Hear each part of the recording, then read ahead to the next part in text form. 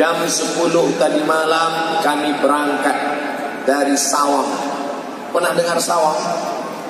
Cari di Google Map. Satu kecamatan di Aceh. Jam 10 tadi malam dari Sawang. 11, 12, jam 4 sampai di Medan, Kuala Namu.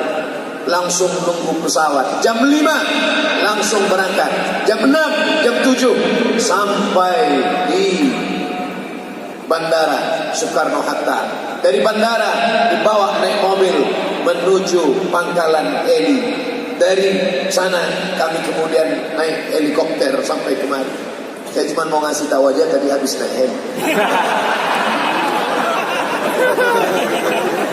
Perjalanan panjang. Apa yang Ustaz kesalkan? Naik heli cuma 5 menit. Isi ke Mas Ari Untung, ini bisa ditambah. Kita bilang Ustaz nanti pulang naik lagi. Oke, kalau dari tempat heli kemari, perjuangan panjang lagi. Masuk lorong, keluar lorong, masuk gang, keluar gang, potong jalan. Bapak polisi menahan, tidak boleh lewat. Ternyata yang bawa polisi juga boleh. Akhirnya sampai kemari. Perjuangan panjang. Saya dari awal sudah menyerah. Ketika Mas Adi Untung dan sahabat-sahabat artis hijrah, Ustaz Somad bisa acara GCC pada tanggal sekian. Mohon maaf, saya di Aceh, saya nggak bisa. Dikontak dengan Ustaz Haji Fadil Rahmi di Aceh. Ustaz Fadil bisa kita? Tidak bisa. Tapi ternyata semangat sahabat-sahabat.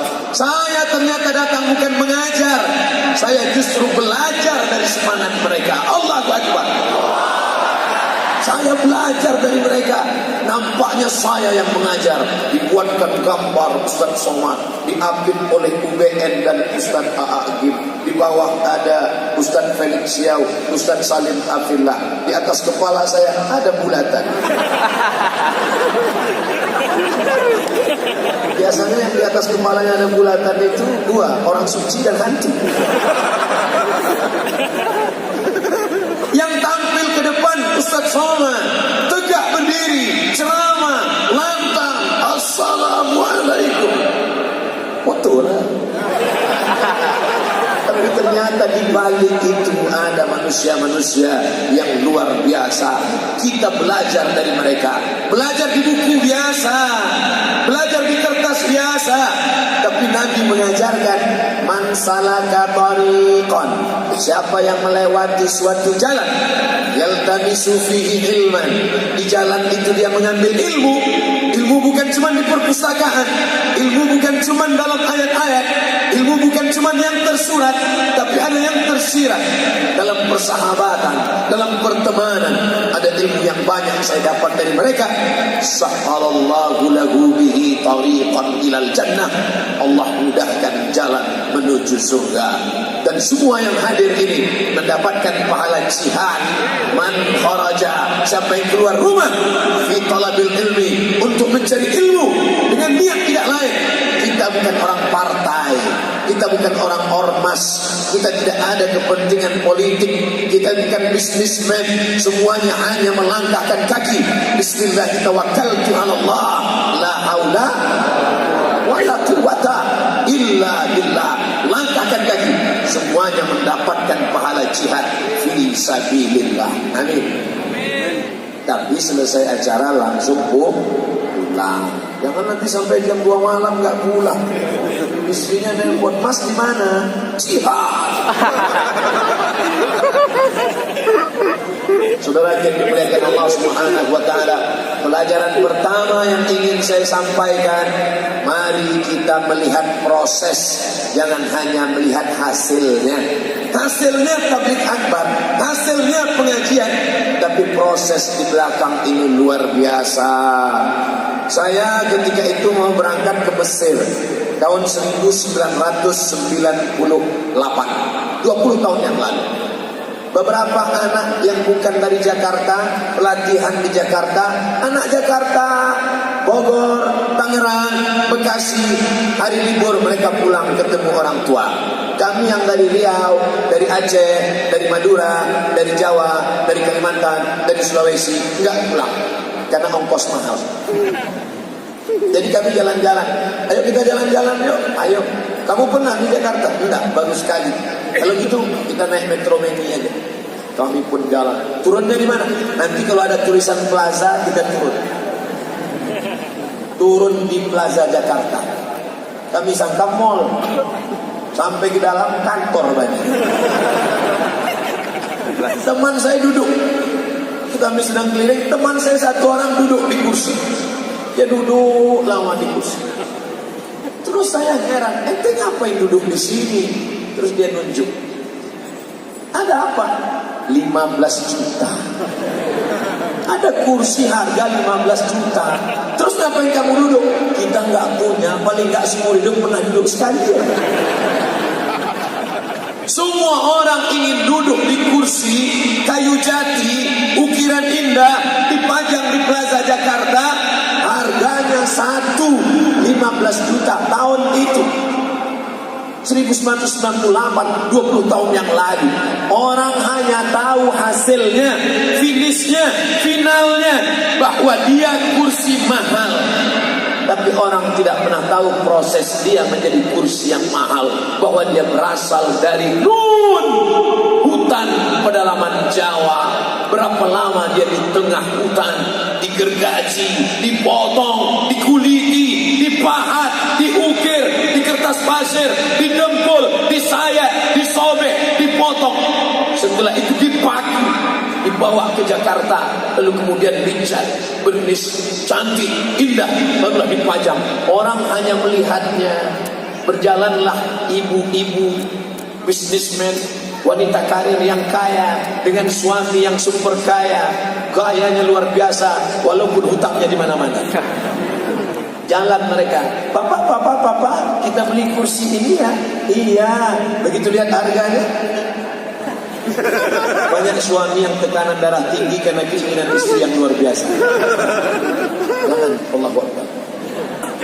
Apa yang terjadi? Orang tahu hasilnya, tapi proses dia untuk sampai ke Jakarta orang tidak pernah tahu.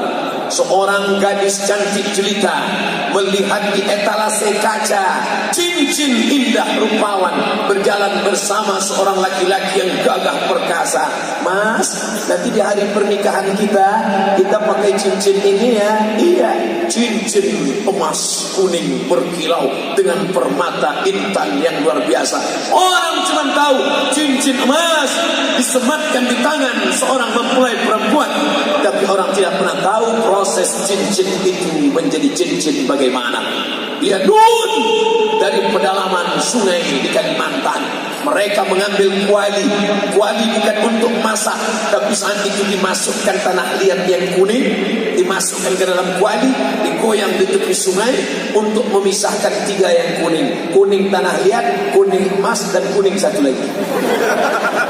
Setelah diadakan seleksi fit and proper test, yang tanah liat buang, yang kotoran sampah buang, hanya menghasilkan butiran emas kecil. Butiran emas ini disajikan dengan emas, lalu kemudian dibakar, diberi merkuri, lalu kemudian dipahat, lalu kemudian diukir, lalu kemudian dibentuk, dilihat oleh tukang emas yang begitu indah dengan kacamata super besar. Lalu mereka melihat detail, cantik, unik, indah. Orang tidak pernah tahu proses itu. Orang cuma tahu hasilnya saja. Allah tidak tanya kita, hai sahabat hijrah, sudah berapa orang yang kau buat bertobat? Hai Ustaz, sudah berapa orang kau beri hidayah? Ustaz somad ceramah di tempat orang yang sudah baik-baik. Ini yang di depan saya ini insya Allah semuanya baik-baik. Amin.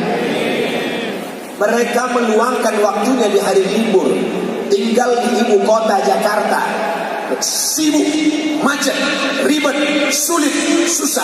Pagi dia sudah keluar rumah jam 4, masuk kantor jam 7.30, pulangnya jam 4 sore, sampai rumah jam 8 malam. Senin, Selasa, Rabu, Kamis, Jumat, 5 hari penuh dengan tekanan. Di kantor ditekan atasan, di jalan kena tilang, di rumah ditekan istri. Kalau dia tidak ngaji, maka dia akan stres. Di tengah kota yang besar, semakin banyak tekanan, semakin sulit kehidupan, maka rumah-rumah yang menawarkan ketenangan palsu semakin banyak. Anda stres, Anda tertekan, Anda depresi, hadirlah ke rumah ini. Naikkan kaki kanan ke paha kiri, naikkan kaki kiri ke paha kanan. Pejamkan mata, tarik nafas panjang-panjang. Tarik, tarik, tarik, tahan. Keluar dari belakang. Tidak ada jalan lain kecuali ketenangan yang didatangkan oleh pengajian. Alhamdulillah. Tapi yang ini sudah baik, Ustaz. Ini ring satu. Ini orang-orang yang sudah dapat hidayah. Lalu yang menyentuh mereka yang masih di diskotik, yang masih di lapangan parkir, yang masih di tempat-tempat maksiat, yang masih dugem. Ustaz kayak tahu aja dugem kali, duduk sambil gemetar. Yang masih melakukan perbuatan dosa, siapa yang menyentuh mereka? Ustaz Somad hanya tabligh akbar di depan orang banyak. Semuanya sudah siap. Mobil disiapkan, pesawat disiapkan, helikopter disiapkan, ojek disiapkan, tempat duduk disiapkan, pentas disiapkan. Kalau mau berdiri silakan berdiri. Nanti kalau nggak tahan silakan duduk. Bantal sudah siap kalau mau lari. Mikrofon sudah siap, lampu sudah terang, semuanya sudah oke. Abdul Somad jihadnya tidak ada, tapi nun di sana. Dia bukan LCMA, dia bukan ustaz, dia bukan doktor, dia tidak pernah di Mesir, dia tidak pernah di Kairo, dia tidak pernah di Madinah. Tapi ternyata dia lebih mulia daripada Ustaz Somad. Yang mengatakan begitu siapa? Nabi Muhammad sallallahu alaihi wasallam. Ayyahdiyallahu bika rajulan wahidan. Satu orang dapat hidayah dari mulutmu, khairun min umurin na'am. Lebih baik daripada kau memiliki seekor onta yang merah. Onta merah, kendaraan termahal zaman Nabi sallallahu alaihi wasallam. Siapa yang mendapatkan itu? Bukan engkau Ustaz, bukan engkau Ustaz. Foto siapa yang Ustaz tunjukkan? Saya sendiri. Ustaz lainnya enggak boleh. Bukan engkau Ustaz Somad, tapi mereka yang di sana di sela-sela ngobrol sambil makan. Dia tidak ceramah. Jangan mentang-mentang udah ngaji lalu pulang dari sini kumpulkan teman-teman. Assalamualaikum. Neraka jahanam, neraka. Sambil ngobrol. Bro, kita ini udah lama kenal ya. Iya. Kerja kita gini terus ya. Iya. Kerja pulang makan tidur pulang. Dapat rumah pribadi, mobil pribadi, rumah pribadi, kebun pribadi, bini pribadi. Terus habis ini kita mau kemana ya? Hidup ini mau kemana ya? Kita sudah buat apa ya? Masa hidup kita gini-gini terus? Makan, tidur, nikah, punya anak, punya rumah. Makan, tidur. Apa beda kita dengan ikan mas koki dalam akuarium? Makan, siang kasih pelet, sore kasih pelet. Habis itu punya anak. Habis itu mati lampu, mati. Apa beda kita dengan ayam yang diternak, dikasih makan, kawin, bertelur, punya anak. Habis itu dipotong, mati. Orang hidup tidak punya misi. Siapa orang yang paling rugi? Pernah hidup di atas muka bumi Allah, bernafas dengan paru-paru titipan Allah, dengan udara dari Allah, buah pinggang pinjaman dari Allah, tapi tak pernah mengajak orang ke jalan Allah. Mengajak bukan mengejek, merangkul bukan memukul. Saya tahu paham masih ada yang belum pakai jilbab utuh, masih pakai jilbab pasrah tapi tak rela. Ustaz Somad siapa? Buya Hamka, Haji Abdul Malik Karim Abdullah. Doktornya 3 dari Al Azhar Kairo, doktor. Dari Universitas Sutomo Beragama, doktor. Dari Universitas Kebangsaan Malaysia, doktor. 3 doktornya. Saya sakit hati dengan Buya Hamka. Saya 4 tahun di Mesir, Al Azhar cuma ngasih LC, lagi cemas. Buya Hamka nggak pernah di Mesir, tidak pernah kuliah di Al Azhar. Al Azhar yang mengundang dia. Buya Hamka datang ke Jakarta, langsung dikasih doktor honoris causa. Hamka luar biasa. Ketika Buya Hamka pengajian di Bandung, ada seorang perempuan tidak pakai jilbab, kukunya panjang, kuteknya tebal. Selesai pengajian, perempuan itu mendekat. Buya, ya, saya masih begini penampilan saya, boleh saya ngaji? Silakan. Gimana pendapat Buya? Anakku, nanti kalau imanmu menebal, kutekmu akan menipis. Lembut, tapi sampai ke sanubari. Kalau imanmu menebal, kutekmu akan menipis. Saudariku, kalau imanmu menebal, lipstikmu akan menipis. Saudariku, kalau imanmu menebal, bedakmu akan menipis. Ustaz nunjuknya kok ke sini. Nanti kalau ke sini kebetulan kena wajahnya ke situ. Saudara yang dimuliakan Allah Subhanahu wa taala, "Lau kunta fazzan ghalizal qalbi." Kalau kau kasar, kata-katamu menyinggung perasaan, tidak mungkin mereka akan mendekat. Sedangkan Nabi Musa gagah perkasa menghadapi Fir'aun, kejam, zalim, luar biasa. Tapi apa kata Allah? Wa qula lahu qawlan layyinan. Katakanlah kata-kata yang lembut. La'allahu yatadzakkar aw yakhsha. Mudah-mudahan Fir'aun tersentuh hatinya.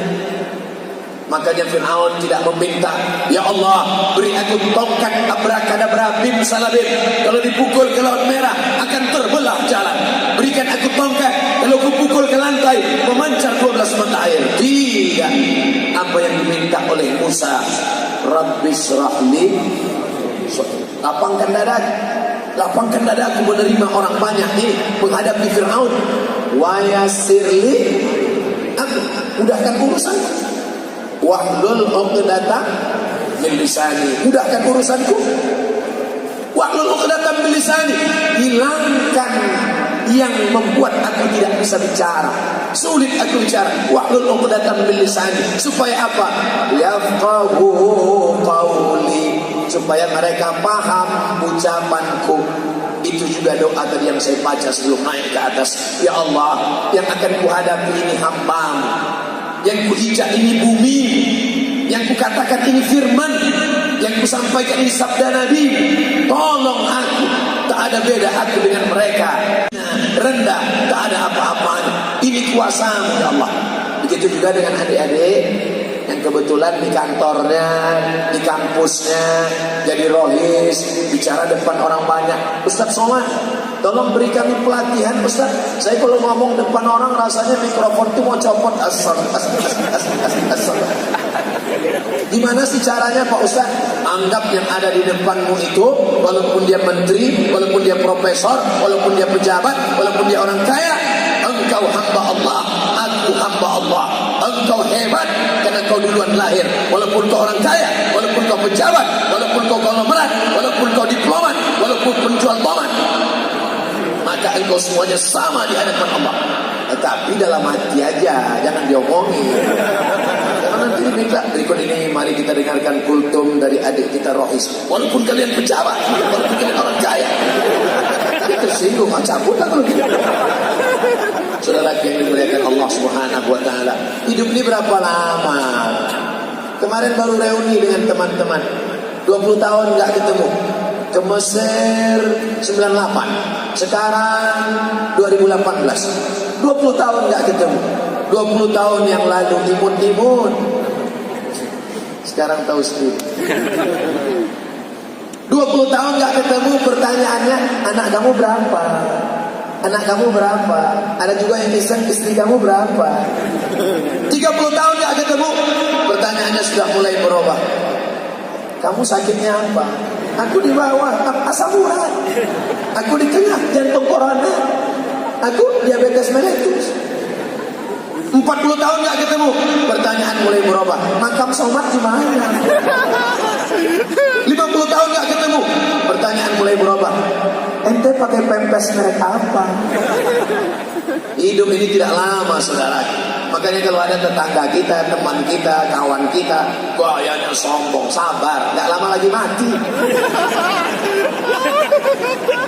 Yang penting itu bukan dia akan sakit, dia akan sakit, dia akan depresi, dia akan stres, dia akan mati sebelah, dia akan mati. Yang penting itu bagaimana kita menyelamatkan dia, jangan sampai su'ul khatimah. Bukan kita ingin selamat sendiri. Orang beriman tidak boleh selamat sendiri. Yang penting saya selamat, yang penting istri saya selamat, yang penting anak saya selamat, yang penting keluarga saya selamat. Masalah orang lain bukan urusan saya. Bukan orang beriman. La yu'minu ahadukum. Kamu tidak beriman hatta yuhibba li akhi, sampai kau sayang kepada saudaramu ma yuhibbu li nafsi, sama seperti sayang pada diri sendiri. Inilah dunia. Dunia ini bukan luas, saudaraku. Inilah dunia pentas panggung sandiwara. Dari ujung, tengah, sampai ke ujung. Semua yang naik ke atas pentas ini pasti turun. Semua yang naik ke atas pentas ini pasti turun. Agim sudah naik ke atas pentas ini?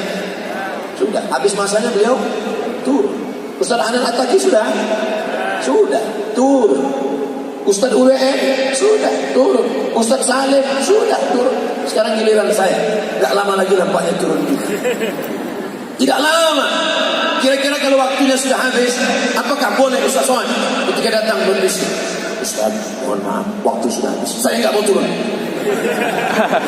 Gak bisa. Sampai masanya kita akan turun, saudaraku. Maka jangan bersedih, jangan berduka, jangan takut. Penyakit yang paling mengerikan dalam hidup adalah takut sedih, takut kehilangan suami, takut kehilangan anak, takut kehilangan harta, takut pensiun makan apa, takut nanti di mana, takut nanti di mana. Hilangkan rasa takut. Takut Pak Ustaz, ada yang maha besar. Angkat kedua tanganmu, serahkan pada Allah. Allah Akbar. Kepala ini terlalu kecil, saudara. Kepala terlalu kecil. Dunia mau kau masukkan ke kepalamu, nanti pecah. Pecah pembuluh darah. Tapi jangan gara-gara ini lalu selesai pengajian nggak ada mikir dunia. Pulang dari sini bawaannya santai aja. Bro, gimana program kita visi misi ke depan? Aku mau mati aja. Jangan. Besok masuk kantor tetap semangat.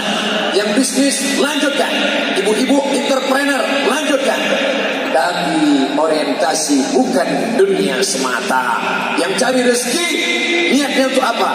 Bangun pesantren, dirikan masjid, sekolahkan anak yatim, bantu fakir miskin. Cari dunia, bisnis sibuk, tapi orientasinya bukan untuk beli tas kulit satu lemari, bukan untuk beli baju 3 lemari, bukan untuk beli cincin sampai 4, kemana-mana jalan gini terus. Bentar-bentar, jam berapa ya? Ini lama. Hanya ingin menunjukkan gelang emas yang besar. Dia tidak tahu di samping ada orang kumat darah tinggi yang lihat itu. Saudara yang dimuliakan Allah Subhanahu wa taala. Oleh sebab itu, ini menjadi perenungan. Kita di sini enggak lama. Berapa lama? 63 tahun. Saya sudah hitung-hitung, insyaallah mati 2040. Ustaz tahu dari mana? Lahir 1977. Sekarang 2018. Saya hitung-hitung umur 41. Tapi kata HP terakhir 27. Auto selfie, Ustaz selfie 27. Nanti mati umur 63. Kalau sampai alhamdulillah, enggak sampai alhamdulillah. Enggak usah terlalu mikirin hidup. Allahumma ja'alil hayata ziyadatan lana fi kulli khair. Kalau kau takdirkan aku besok pagi hidup, tadi malam doa saya, ya Allah, kalau kau takdirkan aku besok pagi hidup, maka amalku bertambah karena aku bertemu dengan saudara-saudaraku di GCC. Tapi kalau kau takdirkan aku tadi malam mati, alhamdulillah, berarti pagi ini tidak lagi melihat orang pakai rok panjang tapi resleting belum dipasang. Di mana? Di pesawat tadi.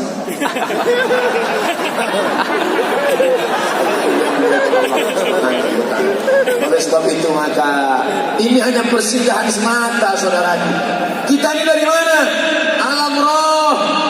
Kita dari alam roh. Bapak, ibu, saya, panitia, adik-adik, sahabat-sahabat aktif hijrah, kita dari alam roh. Habis dari alam roh kemana? Mampir ke alam rahim 9 bulan 10 hari. Cuman 9 bulan 10 hari. Yang mau nambah gak bisa. Setelah itu pindah kemana? Pindah ke alam dunia 63 tahun. Habis dari sini kemana? Ke alam kubur. Berapa lama? Nunggu ditiupkan sangkakala hari kiamat. Habis alam kubur kemana? Alam akhirat. Aku ingin ke dalam 5 alam ini dalam keadaan baik dan selamat. Makanya doa kita, Allahumma khtim lana bi husnil khatimah. Berteman kita di sini. Setelah mati nanti juga tetap berteman. Begitu dapat berita jamaah SMS, Ustadz yang kemarin memberi materi di GCC ternyata sudah meninggal dunia. Apa kata jamaah? Memang sudah kulihat tanda-tandanya kemarin. Biasa kan Ustaz itu pakai baju putih, kemarin tiba-tiba pakai baju berwarna, langsung mati dia. Biasa kan Ustaz itu pakai peci, tiba-tiba dia pakai topi hijrah face. Orang selalu mengait-ngaitkan dengan sesuatu yang tidak biasa. Mati, meninggal, putuskah hubungan kita? Tidak. Sahabatku dari Jakarta akan berkata untuk almarhum Ustaz Abdul Somad di Pekanbaru, Al-Fatihah. Jangan baca sekarang. Mana dari saudara? Walaupun sudah mati meninggal, kalian akan tetap mengingat Abdul Somad. Bahkan mungkin dalam keadaan duduk selesai sholat, Bismillahirrahmanirrahim, Qul huwallahu ahad, Allahus somad. Ada WA masuk, Ustaz, saya sejak baca Qul huwallahu ahad, Allahus somad selalu ingat Ustaz. Yang WA anak gadis lagi. Saudara yang dimuliakan Allah Subhanahu wa taala. Tapi yang paling kita inginkan adalah ketika nanti di padang mahsyar tidak ada atap, tidak ada tenda.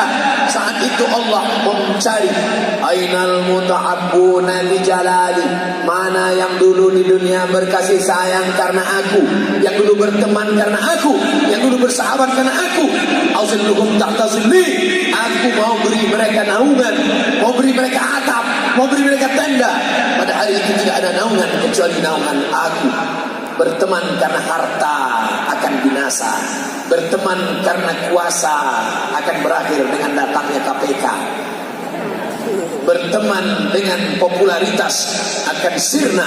Tapi berteman karena la ilaha illallah Muhammadur Rasulullah, itu yang akan kekal abadi selamanya. Ya Allah, aku ingin saat di padang mahsyar berteman aku dengan sahabat-sahabat sekarang, berteman dengan para tuan-tuan guru, ustaz-ustaz, bukan sekedar berteman di baleho ya Allah, tapi berteman jugalah kami nanti hendaknya saat masuk ke dalam surga bersama Nabi Muhammad sallallahu alaihi wasallam. Amin.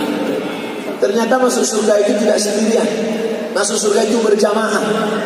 Wasiqal ladzina taqaw rabbahum ilal jannati zumara. Zumara berjamaah.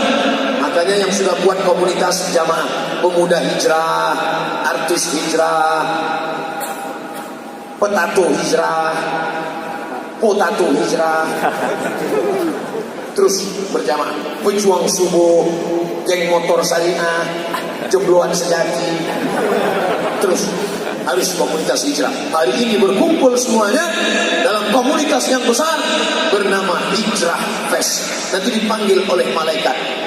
Berikut ini masuk surga nomor kelompok 005 Hijrah Fest dari Jakarta. Masuk semua. Yang pertama Adi Untung, karena beliau yang jemput saya ke airport tadi. Masuk. Pas masuk semua komunitasnya, panitia, kameramen, security, semuanya masuk. Ustaz Somad ada di belakang. Tanya sama malaikat, ini Hijrah Fest? Enggak, karena enggak ada di dalam daftar. Karena kemarin ngaku enggak bisa, jadi enggak ada dalam daftar nama. Ini kok bisa masuk sini? Ternyata ada ceramah 30 menit. Masuk. Itulah gunanya kita menggabungkan diri dengan orang-orang soleh, orang-orang baik. Mudah-mudahan pertemuan kita ini bertemu di dunia, bersahabat di dunia, sampai mati tetap berkirim doa, dan sampai masuk ke dalam surga tetap bersama. Wa adkhilnal jannata ma'al abrar, masukkan kami ke dalam surgamu ya Allah bersama orang-orang yang baik, ma'al habibil mustafa al-mukhtar, bersama Muhammad sallallahu alaihi wasallam. La ilaha illallah Muhammadun Rasulullah alaihi salatullah wa alihi wal ahibba